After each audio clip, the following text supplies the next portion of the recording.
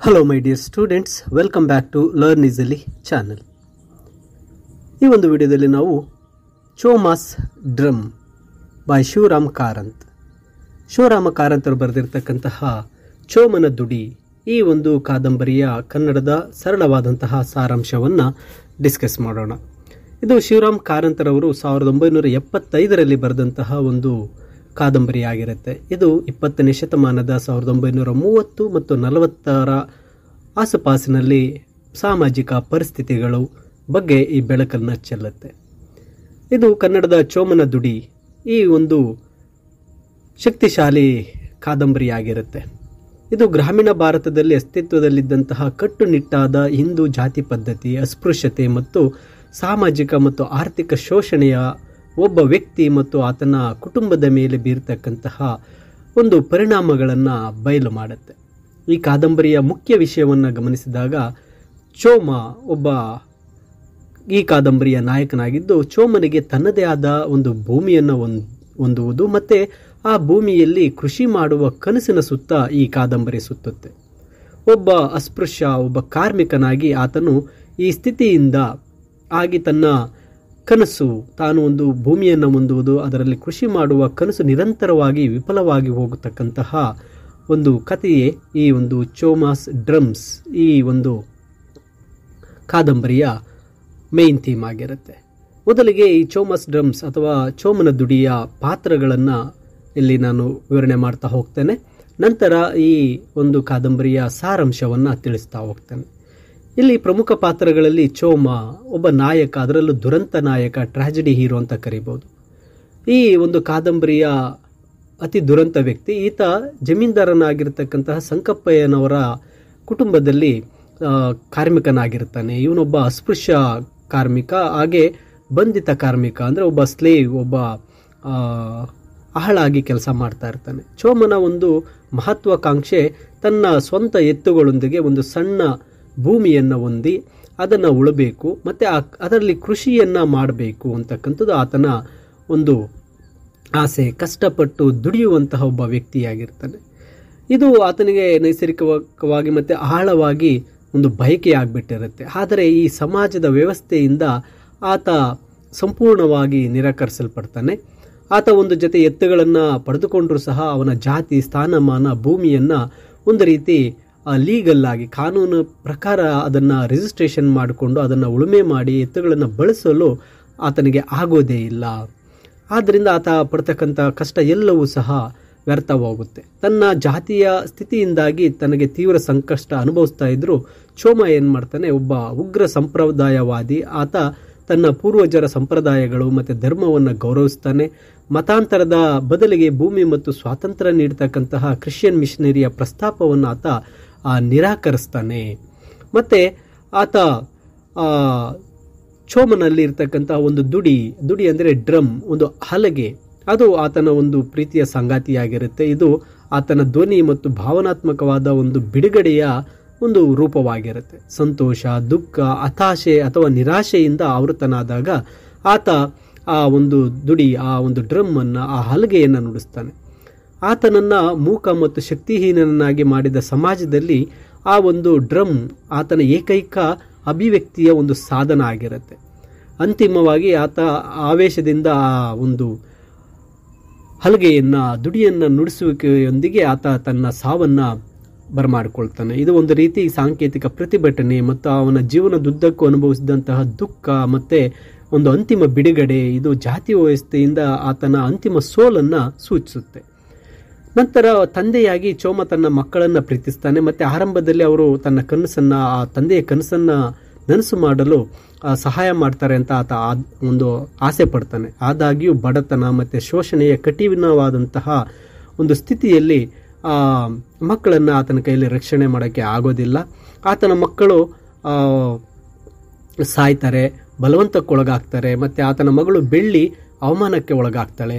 ಆತನನ್ನು ಬಂಧಿಸುವ ಸಾಮಾಜಿಕ ವ್ಯವಸ್ಥೆಯ ಮೇಲೆ ಇದು ಆತನ ಮೇಲೆ ಒಂದು ನೇರವಾದ ಪರಿಣಾಮ ಬೀರುತ್ತೆ ಮತ್ತು ಆತನ ವೈಫಲ್ಯಕ್ಕೆ ಕಾರಣ ಆಗುತ್ತೆ.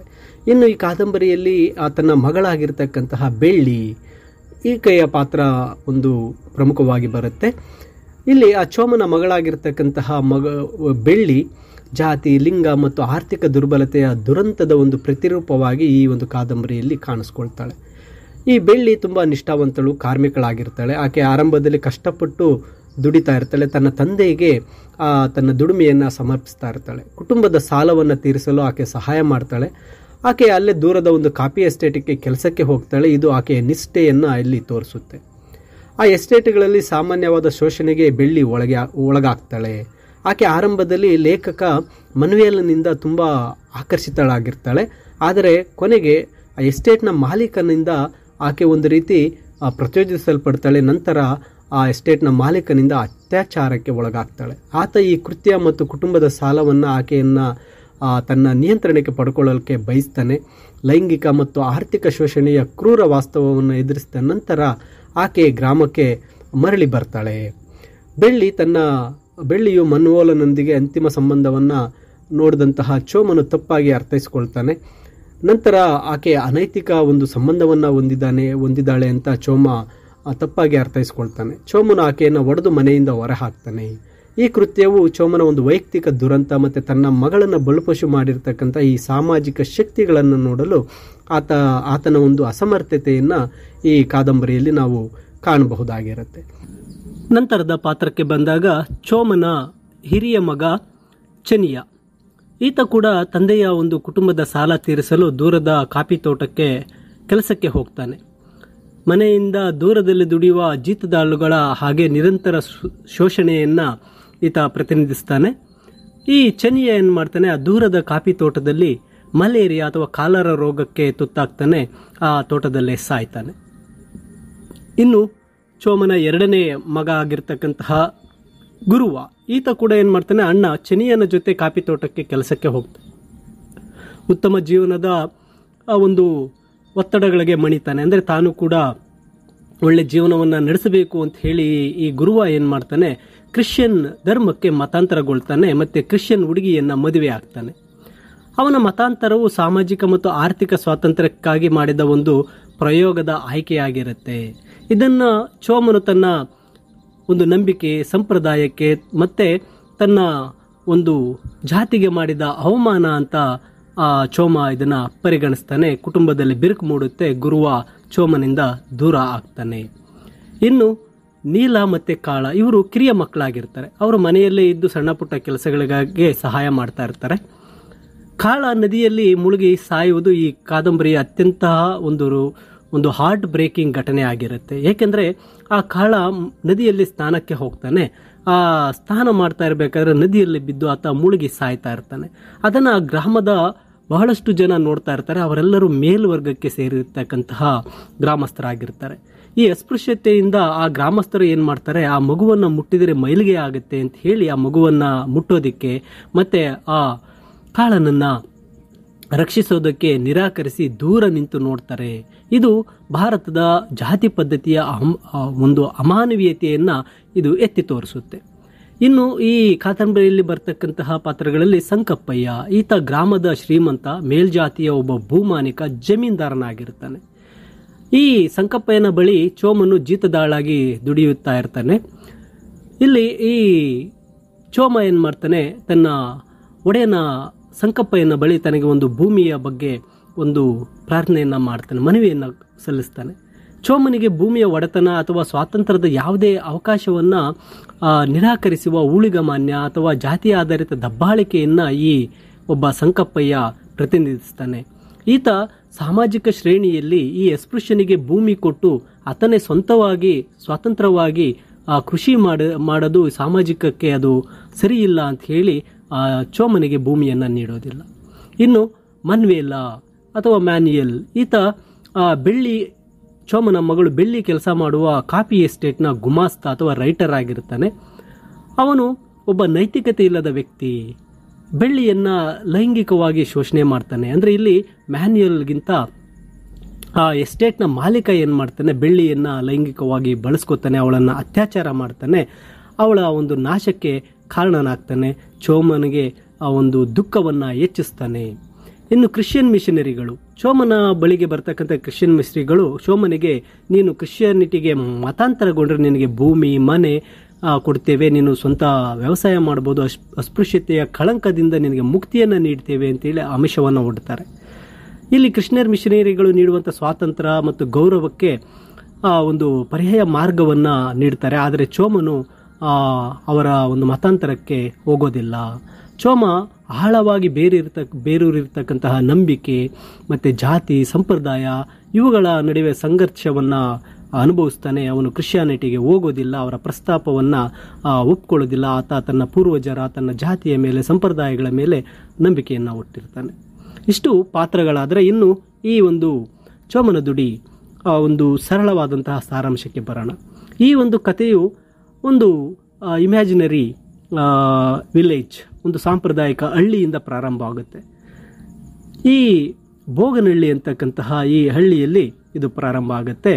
ಈ ಚೋಮನ ಜೀವನವು ದಲಿತ ಮತ್ತು ಜೀತದಾಳು ಎಂಬ 2 ಭಾರಗಳಿಂದ ತುಂಬಿ ಹೋಗಿರುತ್ತೆ. ಹಲವಾರು ತಲೆಮಾರುಗಳಿಂದ ಅವನ ಕುಟುಂಬ ಭೂಮಿ ಮತ್ತು ಭೂಮಾಲೀಕ ಸಂಕಪ್ಪಯ್ಯನ ಗುಲಾಮರಾಗಿರ್ತಾರೆ.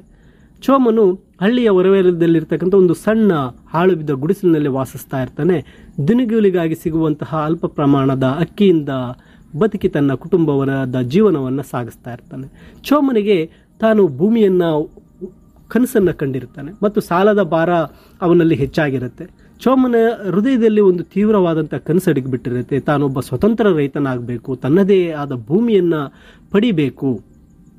ಆ ಭೂಮಿಯನ್ನು ಪಡೆದು ಒಂದು ಜೊತೆ ಎತ್ತುಗಳನ್ನು ಮತ್ತು ಒಂದು ಸಣ್ಣ ಬಂಜರ್ ಭೂಮಿಯನ್ನಾದರೂ ಹೊಂದಿ ನಾನು ನನ್ನದೇ ಆಗಿರ್ತಕ್ಕಂಥ ಉಳುಮೆ ಮಾಡಬೇಕು, ನನ್ನ ಸ್ವಂತ ಸಾಗುವಳಿ ಮಾಡಬೇಕು ಅಂತ ಬಯಕೆಯನ್ನು ಹೊಂದಿರ್ತಾನೆ. ಈ ಬಯಕೆ ಅವನಿಗೆ ಸಂಪತ್ತಿಗಾಗಿ ಅಲ್ಲ, ಬದಲಾಗಿ ಅವನು ಒಂದು ಗೌರವವನ್ನು ಪಡೆಯಬೇಕು, ಸ್ವಾಭಿಮಾನಕ್ಕಾಗಿ. ಆತ ಒಬ್ಬ ಜೀತಗಾರ ಎಂಬ ಅಣೆಪಟ್ಟಿಯಿಂದ ತಪ್ಪಿಸಿಕೊಂಡು ತನ್ನದೇ ಆದಂಥ ಒಬ್ಬ ಸ್ವಾಭಿಮಾನಿ ಮನುಷ್ಯನಾಗಬೇಕು ಅಂತ ಅಂದ್ಕೊಂಡಿರ್ತಾನೆ. ಒಂದು ದಿನ ಅವನು ಕಾಡಿನಲ್ಲಿ ತನ್ನ ಕಳೆದು ಹೋದ 2 ಎತ್ತುಗಳನ್ನು ಹುಡುಕೋತಾನೆ. ಅವನಿಗೆ ಒಂದು ರೀತಿ ಒಂದು ಆಸೆ ಈಡೇರದಂತಾಗುತ್ತೆ. ಅವನ ಎತ್ತುಗಳು ಕಳೆದೋಗಿರುತ್ತೆ. ಅದನ್ನ ಅವುಗಳನ್ನು ಹುಡುಕಿ ಸಿಕ್ಕಾಗ ಆತ ತುಂಬ ಸಂತೋಷ ಪಡ್ತಾನೆ. ಅವುಗಳನ್ನು ಬಹಳ ಪ್ರೀತಿಯಿಂದ ಬೆಳೆಸ್ತಾನೆ, ತರಬೇತಿ ನೀಡ್ತಾನೆ. ಆದರೆ ಅವನು ಈ ಒಂದು ಅಸ್ಪೃಶ್ಯ ಮತ್ತು ಈ ಜಾತಿಯಿಂದ ಬಿಗಿಯಾದ ಗ್ರಾಮದ ಸಂಪ್ರದಾಯಗಳು ಆ ವಲಯನು ಭೂಮಿಯನ್ನು ಹೊಂದುವುದನ್ನು ಮತ್ತು ಉಳುವುದನ್ನು ನಿಷೇಧಿಸಿರುತ್ತೆ. ಹೀಗಾಗಿ ಅವನು ತನ್ನ ಅಮೂಲ್ಯವಾದ ಎತ್ತುಗಳನ್ನು ಕೊಟ್ಟಿಗೆಯಲ್ಲಿ ಒಂದು ನಿಷ್ಪ್ರಯೋಜಕವಾಗಿ ನಿಂತಿರ್ತಾನೆ. ಅವನು ಈ ಸಾಮಾಜಿಕ ವಂಚನೆಯ ನಿರಂತರ ಒಂದು ನೋವಿನಿಂದ ನರಳುತ್ತಾ ಇರ್ತಾನೆ. ಚೋಮನು ಸಂಕಪ್ಪಯ್ಯನಲ್ಲಿ ಒಂದು ಸಣ್ಣ ಪಾಳು ಭೂಮಿಯನ್ನು ನನಗೆ ಒಂದು ಗೇಣಿಗೆ ಕೊಡುವಂತೆ ಪದೇ ಪದೇ ಕೇಳ್ಕೊಳ್ತಾ ಇರ್ತಾನೆ. ಅದನ್ನು ಸರಿಪಡಿಸಿ ಅದರಲ್ಲಿ ನಾನು ಬೆಳೆದು ತನಗೆ ಸಂಕಪ್ಪಯ್ಯನಿಗೆ ಬಾಡಿಗೆ ನೀಡುವುದಾಗಿ ಒಂದು ಭರವಸೆಯನ್ನು ನೀಡ್ತಾನೆ. ಜಾತಿ ಮನೋಭಾವದಲ್ಲಿ ಬೇರಿರತಕ್ಕಂತಹ ಸಂಕಪ್ಪಯ್ಯನು ಅವನ ವಿನಂತಿಯನ್ನು ತಿರಸ್ಕರಿಸ್ತಾನೆ.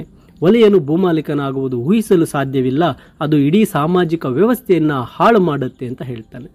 ಚೋಮನು ತನ್ನ 4 ಗಂಡು ಮಕ್ಕಳು ಚೆನ್ನಿಯ, ಗುರುವ, ನೀಲ, ಕಾಳ ಮತ್ತು ತನ್ನ ಮಗಳ ಬೆಳ್ಳಿಗಾಗಿ ಸಾಲವನ್ನು ಪಡೆಯಲು ಹತಾಶನಾಗ್ತಾನೆ. ಚೋಮನು ಮತ್ತೊಂದು ಬಲೆಗೆ ಬೀಳ್ತಾನೆ. ಅವನು ದೂರದ ಕಾಫಿ ತೋಟದ ಮಾಲೀಕರಿಂದ ಸಾಲವನ್ನು ತೆಗೆದುಕೊಳ್ತಾನೆ. ಇದು ಮತ್ತಷ್ಟು ಅವನನ್ನು ಬಂಧನಕ್ಕೆ ಸಿಲುಕಿಸುತ್ತೆ. ಈ ಸಾಲವನ್ನು ತೀರಿಸಲು ಅವನು ತನ್ನ 2 ಹಿರಿಯ ಮಕ್ಕಳಾಗಿರ್ತಕ್ಕಂಥ ಚೆನಿಯ ಮತ್ತು ಗುರುವನ್ನು ಆ ದೂರದ ತೋಟದಲ್ಲಿ ಕೆಲಸ ಮಾಡಲು ಕಳಿಸ್ಕೊಡ್ತಾನೆ.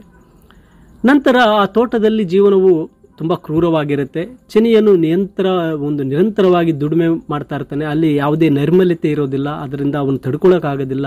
ತನ್ನ ಮನೆ, ತನ್ನ ಕುಟುಂಬದಿಂದ ದೂರದಲ್ಲಿ ಆತ ಒಂದು ಮಲೇರಿಯಾ ರೋಗಕ್ಕೆ ತುತ್ತಾಗ್ತಾನೆ. ಆ ರೋಗದಿಂದ ಸಾಯ್ತಾನೆ. ಈ ಸುದ್ದಿ ಚೋಮನಿಗೆ ಗೊತ್ತಾಗುತ್ತೆ. ಆತ ಏನು ಮಾಡ್ತಾನೆ, ತುಂಬ ನೊಂದುಕೊಳ್ತಾನೆ, ಮಗನನ್ನು ಕಳ್ಕೊಳ್ತಾನೆ. ಅವನ ಸಾಲ ಹಾಗೆ ಉಳಿದು ಬಿಡುತ್ತೆ. ಅವನ ಹೋರಾಟ ಮುಂದುವರಿಯುತ್ತೆ. ಇನ್ನು ಅವನ 2ನೇ ಮಗನಾಗದಂತಹ ಗುರುವನು ಈ ಶೋಷಣೆ, ದುಃಖವನ್ನು ಕಣ್ಣಾರೆ ನೋಡ್ತಾನೆ. ಹತ್ತಿರದಲ್ಲಿ ಕೆಲಸ ಮಾಡ್ತಾ ಇರ್ತಕ್ಕಂಥ ಕ್ರಿಶ್ಚಿಯನ್ ಮಿಷನರಿಗಳ ಕಡೆಗೆ ಅವನು ಅಟ್ರಾಕ್ಟ್ ಆಗ್ತಾನೆ. ಅವರು ಆಕರ್ಷಕವಾದಂಥ ತಪ್ಪಿಸಿಕೊಳ್ತಕ್ಕಂಥ ಒಂದು ಮಾರ್ಗವನ್ನು ಅವನಿಗೆ ತಿಳಿಸ್ತಾರೆ. ಅವನು ಈ ಒಂದು ಅಸ್ಪೃಶ್ಯತೆಯಿಂದ ಪಾರಾಗಲು ಮತಾಂತರಗೊಂಡರೆ ಸಾಮಾಜಿಕವಾಗಿ ಅವನಿಗೆ ವಿಮೋಚನೆ ಸಿಗುತ್ತೆ, ಅಸ್ಪೃಶ್ಯತೆಯ ಅಂತ್ಯ ಆಗುತ್ತೆ ಅಂತ ಹೇಳಿ ಭೂಮಿಯ ಭರವಸೆ ಕೊಡ್ತಾರೆ ಮತ್ತು ಉತ್ತಮ ಜೀವನವನ್ನು ಕೊಡ್ತಾರೆ ಅಂತ ಹೇಳಿ ಗುರು ಏನು ಮಾಡ್ತಾನೆ, ಆ ಹೊಸ ಮಾರ್ಗವನ್ನು ಸ್ವೀಕರಿಸ್ತಾನೆ. ಕ್ರಿಶ್ಚಿಯನ್ ಧರ್ಮಕ್ಕೆ ಮತಾಂತರಗೊಳ್ತಾನೆ. ಕ್ರಿಶ್ಚಿಯನ್ ಹುಡುಗಿಯನ್ನು ಮದುವೆ ಆಗ್ತಾನೆ. ಗುರುವನಿಗೆ ಇದು ಬದುಕುಳಿಯೋದಕ್ಕೆ ಸ್ವತಂತ್ರಕ್ಕಾಗಿ ಮಾಡಿದಂಥ ಒಂದು ಪ್ರಯೋಗ. ಆದರೆ ಚೋಮನಿಗೆ ತನ್ನ ಪೂರ್ವಜರು, ತನ್ನ ಸಮುದಾಯ ಮತ್ತು ತನ್ನ ನಂಬಿಕೆಗೆ ಮಾಡಿದಂಥ ದೊಡ್ಡ ದ್ರೋಹ ಅಂತ ಅಂದ್ಕೋತಾನೆ. ತನ್ನ ಮಗ ಬೇರೊಂದು ಧರ್ಮಕ್ಕೆ ಸೇರಿದ್ದವನಿಗೆ ತೀವ್ರ ನೋವುಂಟು ಮಾಡುತ್ತೆ. ಇದು ಮತ್ತೆ ಅವನನ್ನು ಏಕಾಂಗಿಯಾಗಿ ಮಾಡೋಕ್ಕೆ ಹೆಚ್ಚಿಸುತ್ತೆ. ಇದೇ ಸಮಯದಲ್ಲಿ ತುಂಬ ಬಡತನದಿಂದ ಆ ಬೆಳ್ಳಿಯನ್ನು ಕೂಡ ಆ ಕಾಫಿ ತೋಟದಲ್ಲಿ ಕೆಲಸಕ್ಕೆ ಕಳಿಸ್ಕೊಡ್ತಾನೆ. ಅವಳು ತುಂಬ ಸುಂದರವಾಗಿರ್ತಾಳೆ, ತುಂಬ ಕಷ್ಟಪಟ್ಟು ದುಡಿಯುವ ಸ್ವಭಾವ ಆಗಿರುತ್ತೆ. ಎಸ್ಟೇಟ್ನ ಗುಮಾಸ್ತನಾಗಿರ್ತಕ್ಕಂಥ ಮನ್ವೇಲ ಆ ಹುಡುಗಿಯ ಸೌಂದರ್ಯಕ್ಕೆ ಮಾರಿ ಹೋಗ್ತಾನೆ. ಮೊದಲಿಗೆ ಅವನು ಅವಳೊಂದಿಗೆ ಒಂದು ರೀತಿ ಕರುಣೆಯಿಂದ ವರ್ತಿಸ್ತಾನೆ, ತನ್ನ ಮೇಲೆ ಕಾಳಜಿ ಇದೆಯಿಂದ ಅವಳನ್ನು ನಂಬಿಸ್ತಾನೆ. ಆದರೆ ಅಂತಿಮವಾಗಿ ಅವಳನ್ನು ಲೈಂಗಿಕವಾಗಿ ದೌರ್ಜನ್ಯಕ್ಕೆ ಬಳಸ್ಕೊತಾನೆ. ಆ ದುರ್ಬಲ ಕಾರ್ಮಿಕರಲ್ಲಿ ಸಾಮಾನ್ಯವಾದಂತಹ ಇದು ಲೈಂಗಿಕ ಶೋಷಣೆಗೆ ಆ ಬೆಳ್ಳಿ ಬಲಿಯಾಗ್ತಾಳೆ. ಎಸ್ಟೇಟ್ ಮಾಲೀಕನು ಒಂದು ಸಣ್ಣ ಲೆಕ್ಕಾಚಾರದಲ್ಲಿ ಆ ಬೆಳ್ಳಿಯ ಕಳೆದು ಹೋದ ಗೌರವಕ್ಕೆ ಪರಿಹಾರವಾಗಿ ಚೋಮನ ಒಂದು ಕುಟುಂಬದ ಸಾಲವನ್ನು ಮನ್ನಾ ಮಾಡ್ತಾನೆ. ಇದು ಒಂದು ಮಹಿಳೆಯ ಘನತೆಯನ್ನು, ಆ ಒಂದು ಆರ್ಥಿಕ ಬಾಧ್ಯತೆಯನ್ನು ಹೇಗೆ ಅಳಿಯುತ್ತೆ ಎಂಬುದನ್ನು ಸಂಕೇತಿಸ್ತದೆ. ಬೆಳ್ಳಿ ಮನೆಗೆ ಹಿಂತಿರುಗ್ತಾಳೆ. ಅಲ್ಲಿ ಆಕೆ ತನ್ನ ಒಂದು ಮಾನವನ್ನು ಕಳ್ಕೊಂಡಿರ್ತಾಳೆ. ತನ್ನ ತಂದೆಗೆ ಈ ದುರಂತದ ವಾಸ್ತವತೆಯನ್ನು ಹೇಳ್ತಾಳೆ. ಚೋಮನು ತನ್ನ ಕುಟುಂಬದ ಉಳಿದ ಭಾಗವನ್ನು ಉಳಿಸ್ಕೊಳ್ಳೋದಕ್ಕೆ ಪ್ರಯತ್ನಿಸ್ತಾ ಇರಬೇಕಾದ್ರೆ ಇಲ್ಲಿ ಒಂದು ಅತ್ಯಂತ ವಿನಾಶಕಾರಿಯಾದಂತಹ ಘಟನೆ ನಡೆಯುತ್ತೆ. ಆತನ ಕಿರಿಯ ಮಗ ಕಾಳನ ಮೂಲಕ ಅದು ಬರುತ್ತೆ. ಒಂದು ದಿನ ಅಲ್ಲಿರ್ತಕ್ಕಂಥ ನದಿಯಲ್ಲಿ ಸ್ನಾನ ಮಾಡಬೇಕಾದ್ರೆ ಕಾಳನು ಮುಳುಗ್ತಾನೆ. ದಡದಲ್ಲಿ ಆ ಊರಿನ ಜನಸಮೂಹ ಸೇರುತ್ತೆ. ಮಗು ಒದ್ದಾಡ್ತಾ ಇರೋದನ್ನ ನೋಡ್ತಾ ಇರ್ತಾರೆ. ಆದರೆ ಯಾರೂ ಸಹ ಅವನನ್ನು ರಕ್ಷಿಸಲು ಮುಂದಾಗೋದಿಲ್ಲ. ಯಾಕಂದರೆ ಕಾಳನು ಅಸ್ಪೃಶ್ಯ. ಆತನನ್ನು ಮುಟ್ಟಿದರೆ ಮೈಲಿಗೆ ಆಗುತ್ತೆ ಅಂತಕ್ಕಂಥದ್ದು ಅಲ್ಲಿ ನಿಂತಿರ್ತಕ್ಕಂಥ ಎಲ್ಲರ ಒಂದು ಮೈಯಲ್ಲಿ ಆ ಒಂದು ಅಸ್ಪೃಶ್ಯತೆ ಅನ್ನೋದು ಬೇರೂರ್ಬಿಟ್ಟಿರುತ್ತೆ. ಅವನನ್ನು ಮುಟ್ಟಿದರೆ ಆ ಒಂದು ಸಾಮಾಜಿಕ ಒಂದು ಸಂಪ್ರದಾಯಗಳಿಗೆ ಅದು ವಿರೋಧ ಅಂತಕ್ಕಂಥ ಭಾವನೆಯಿಂದ ಯಾರೊಬ್ಬರು ಅವನನ್ನು ಕಾಪಾಡೋದಿಲ್ಲ. ಚೋಮನು ತನ್ನ ಮಗ ನೀರಿನೊಳಗೆ ಸಾಯುವುದನ್ನು ನೋಡ್ತಾನೆ. ಆ ಸಮಯಕ್ಕೆ ಸರಿಯಾಗಿ ಅಲ್ಲಿ ಬಂದು ಅದನ್ನು ನೋಡ್ತಾನೆ. ಅವನು ನದಿಗೆ ಬಲಿಯಾಗಲಿಲ್ಲ, ಬದಲಾಗಿ ಜಾತಿ ಪದ್ಧತಿಯ ಈ ಒಂದು ವ್ಯವಸ್ಥೆಗೆ ಬಲಿಯಾಗಿದ್ದಾನೆ ಅಂತ ಅಂದ್ಕೋತಾನೆ. ಕುಟುಂಬದ ಸಾವುಗಳು ಮತ್ತು ಅವನತಿಯಿಂದಾಗಿ ಅವನು ಕುಗ್ಗಿ ಹೋಗಿರ್ತಕ್ಕಂಥ ಚೋಮನು ಏನು ಮಾಡ್ತಾನೆ, ಅವನ ಆ ಒಂದು ಆತ್ಮವೇ ಸಂಪೂರ್ಣವಾಗಿ ನಂದಿ ಹೋಗ್ಬಿಟ್ಟಿರುತ್ತೆ. ಅವನು ಆ ಬೆಳ್ಳಿ ಮತ್ತು ಮನ್ವೇಲನನ್ನು ರಾಜಿ ಪರಿಸ್ಥಿತಿಯಲ್ಲಿ ನೋಡ್ತಾನೆ. ಮನ್ವೇಲನು ಅವಳನ್ನು ಹಿಂಬಾಲಿಸಿ ಅಳಿಗೆ ಬಂದಿರ್ತಾನೆ. ಈ ದೃಶ್ಯವು ಆ ಚೋಮನಲ್ಲಿ ಒಂದು ರೀತಿ ಜ್ವಾಲಾಮುಖಿ ಅಂತ ಆಕ್ರೋಶವನ್ನು ಕೇಳಿಸುತ್ತೆ. ತನ್ನ ಮಗಳು ಮತ್ತಷ್ಟು ನಾಚಿಕೆ ತಂದಿದ್ದಾಳೆ, ತನ್ನ ಕುಟುಂಬದ ದುಃಖವನ್ನು, ಗೌರವವನ್ನು ಕಳೆದಿದ್ದಾಳೆ, ದುಃಖವನ್ನು ಹೆಚ್ಚಿಸಿದ್ದಾಳೆ ಅಂತ ಭಾವಿಸ್ತಾನೆ. ಚೋಮನು ಅವಳನ್ನು ಚೆನ್ನಾಗಿ ಹೊಡಿತಾನೆ, ಮನೆಯಿಂದ ಹೊರಗಡೆ ಓಡಿಸ್ತಾನೆ. ಸಂಪೂರ್ಣವಾಗಿ ತಿರಸ್ಕರಿಸಲ್ಪಟ್ಟಂಥ ಬೆಳ್ಳಿ ತನ್ನ ಸಹೋದರ ಗುರುವಿನ ಮಾರ್ಗವನ್ನು ಅನುಸರಿಸಿ ಬಹುಶಃ ಕ್ರಿಶ್ಚಿಯನ್ ಧರ್ಮವನ್ನು ಸೇರಲು ಹೋಗ್ತಾಳೆ. ಅಂತಿಮವಾಗಿ ಏಕಾಂಗಿಯಾಗಿ ಸಂಪೂರ್ಣವಾಗಿ ಸೋತಂತಹ ಚೋಮನ ಮಾನಸಿಕ ಸ್ಥಿತಿ ಕೆಡಲು ಪ್ರಾರಂಭಿಸುತ್ತೆ. ಅವನ ಎತ್ತುಗಳು, ಅವನ ಕೊನೆಯ ಕನಸು ಎಲ್ಲವೂ ಸಹ ಈಗ ಹೊರಟು ಹೋಗಿರುತ್ತೆ. ಒಂದು ಕೊನೆಗೆ ಆತ ಏನು ಮಾಡ್ತಾನೆ, ಒಂದು ಪ್ರತಿಭಟನೆಯನ್ನು ಒಂದು ಹುಚ್ಚುತನದ ಕ್ರಿಯೆಯಲ್ಲಿ ಅವನು ಮಾಡ್ತಾನೆ. ಇಲ್ಲಿ ಆ ಒಂದು ಎತ್ತುಗಳನ್ನು ಒಂದು ಕರೆದುಕೊಂಡು ಹೋಗಿ ಒಂದು ಬೇರೆಯವರ ಒಂದು ಜಮೀನನ್ನು ಉಳ್ತಾನೆ. ನಂತರ ಆ ಎತ್ತುಗಳನ್ನು ಕಾಡಿಗೆ ಓಡಿಸ್ತಾನೆ. ತನ್ನ ಕನಸನ್ನು ತ್ಯಜಿಸಿ ಬಿಡ್ತಾನೆ. ಅವನು ತಾನು ಯಾವಾಗಲೂ ಉಳುಮೆ ಮಾಡಲು ಕನಸು ಕಂಡಿದ್ದಂತಹ ಪಾಳು ಭೂಮಿಗೆ ಹಿಂತಿರುತ್ತಾನೆ. ಅವನು ತನ್ನ ಗುದ್ದಲಿಯನ್ನು ತೆಗೆದುಕೊಂಡು ಆ ಭೂಮಿಯನ್ನು ರೋಷದಿಂದ ಅಗೆಯುತ್ತಾ ಕೆಲಸ ಮಾಡೋಕ್ಕೆ ಪ್ರಾರಂಭಿಸ್ತಾನೆ. ತನ್ನ ಇಡೀ ಜೀವನದಲ್ಲಿ ತನ್ನ ಹಕ್ಕನ್ನು ಪಡಿಬೇಕು ಅಂತ ಹೇಳಿ ಪ್ರಯತ್ನ ಪಟ್ಟಂತಹ ಅವನ ಕನಸು ಕಂಡಂತಹ ಭೂಮಿ ಅವನಿಗೆ ಸಿಗೋದಿಲ್ಲ. ಎಲ್ಲವೂ ಸಹ ವ್ಯರ್ಥ ಆಗುತ್ತೆ. ಅವನ ಮಕ್ಕಳು, ಅವನ ಮಗಳು, ಅವನ ಗೌರವ, ಅವನ ಕನಸು ಎಲ್ಲವನ್ನ ಕಸಿದುಕೊಂಡಿರುತ್ತೆ. ಅವನ ಬಳಿ ಕೇವಲ ಉಳಿದಿರತಕ್ಕಂಥದ್ದು ದುಡಿ ಮಾತ್ರ, ಅಂದರೆ ತಮಟೆ, ಡ್ರಮ್ ಮಾತ್ರ ಉಳಿದಿರುತ್ತೆ. ಕೊನೆಗೆ ಚೋಮನು ತನ್ನ ಗುಡಿಸಲಿಗೆ ಹಿಂತಿರುಗಿ ತನ್ನ ತಮಟೆಯ ದುಡಿಯನ್ನು ಜೋರಾಗಿ ಬಾರಿಸಲು ಪ್ರಾರಂಭಿಸ್ತಾನೆ. ಆ ಒಂದು ಬಾರಿಸ್ತಕ್ಕಂಥದ್ದು ಆತನ ಪ್ರತಿಭಟನೆಯ ಪ್ರತೀಕ ಆಗಿರುತ್ತೆ. ಆ ರೀತಿ ಬಾರಿಸಬೇಕಾದ್ರೆ ಅವನ ದುಡಿ, ಅವನ ಡ್ರಮ್ ಏನಾಗುತ್ತೆ, ಲಯ ಅವನ್ನ ತಪ್ಪು ಹೋಗುತ್ತೆ. ಲಯದಿಂದ ತಪ್ಪಿ ಹೋದಾಗ ಅವನು ಇನ್ನೂ ಅದನ್ನು ಹೆಚ್ಚು ಜೋರಾಗಿ ಬಾರಿಸಲು ಪ್ರಾರಂಭಿಸ್ತಾನೆ. ಆ ಧ್ವನಿ ಅವನ ಗಂಟಲಿನಿಂದ ಹೊರಬಂದಂತಹ ಒಂದು ಚೀತ್ಕಾರ ಅಥವಾ ದುಃಖದ ಗೋಳಾಟ ಮತ್ತು ಅವನ ಎಲ್ಲ ರೋಷ, ವೇಷ, ಹತಾಶೆಯ ಒಂದು ಗರ್ಜನೆಯ ರೀತಿಯಲ್ಲಿ ಅದನ್ನು ಹೊಡಿತಾ ಹೋಗ್ತಾನೆ. ಅವನ ಕೈಗಳು ರಕ್ತ ಸುರಿಯುವವರೆಗೂ, ಅವನ ಶಕ್ತಿ ಮುಗಿಯುವವರೆಗೂ ಡ್ರಮ್ ಬಾರಿಸ್ತಾನೆ. ಆ ಶಬ್ದ ಇಡೀ ಹಳ್ಳಿಯನ್ನು ಅವನ ಹಿಂಸೆಯ ಒಂದು ಭಯಾನಕ ಅಭಿವ್ಯಕ್ತಿಯ ಶಬ್ದ ಕಾಣ್ತಾ ಇರುತ್ತೆ. ಚೋಮನು ಕುಸಿದು ಸಾಯುವವರೆಗೂ ಡ್ರಮ್ ಬಾರಿಸ್ತಾನೆ ಇರ್ತಾನೆ. ಅವನ ದುಡಿ ಅವನ ಪಕ್ಕದಲ್ಲಿ ಮೌನವಾಗಿ ಬಿದ್ದಿರುತ್ತೆ. ಅವನ ದುಡಿ ನಿಜವಾಗಿಯೂ ಅವನದೇ ಆದ ಏಕೈಕ ಆಸ್ತಿ, ಅವನ ಅಸ್ತಿತ್ವದ ಒಂದು ರೂಪಕವಾಗಿರುತ್ತೆ. ಅವನ ಕೈ ಆ ಒಂದು ದುಡಿಯ ಮೇಲೇನೆ ಇರುತ್ತೆ. ಇಲ್ಲಿ ಆ ಚೋಮನ ದುಡಿ ಒಬ್ಬ ಮನುಷ್ಯನ ದುರಂತ ಕತೆ ಮಾತ್ರವಲ್ಲ, ಇದು ಜಾತಿ ಪದ್ಧತಿ, ಅಸ್ಪೃಶ್ಯತೆ, ಊಳಿಗಮಾನ್ಯ, ದಬ್ಬಾಳಿಕೆ ವಿರುದ್ಧ ಪ್ರಬಲ ಒಂದು ದೋಷಾರೋಷಣೆಯಾಗಿರುತ್ತೆ.